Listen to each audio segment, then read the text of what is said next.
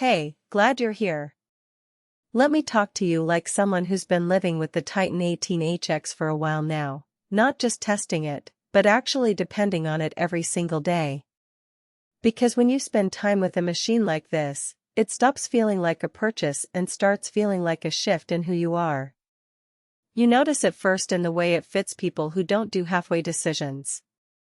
If you're the kind of person who can immediately tell when something is built on a different tier, you feel it the second this thing powers on. That mix of confidence and calm you get when you finally pick a machine that matches the way you think, create, and push yourself. Before we get deeper, check the current price and stock while you're watching this. These high-end builds don't sit still for long. There's always a moment before a real upgrade where you just know you've outgrown what you're using.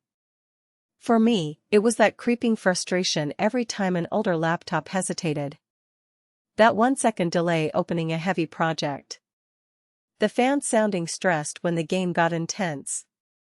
The feeling that I was forcing something to keep up with me. Switching to this? It was like stepping out of a cramped room into open air. The first thing you feel is relief. Actual relief. Because once you leave behind weak gear, you stop bracing for slowdowns.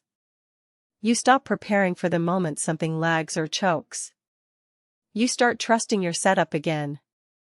And that trust changes how you work, how you play, how you think. Daily use hits different. Imagine editing demanding footage while a render runs in the background and nothing stutters. Picture dropping into a 5090 powered session where every particle effect, every shadow, every motion feels like the world inside the screen is responding instantly to you. Even simple things like switching between massive files, running multiple screens, or loading giant libraries start to feel effortless. You don't think about performance anymore, you just move. And once you feel this level of smoothness, going back isn't even an option. You know you crossed a line. If you haven't already, keep an eye on the current listing. Don't wait for those weird stock dips or sudden price spikes that always hit premium models like this. And I get it, there's always that hesitation. The "is this too much?" question.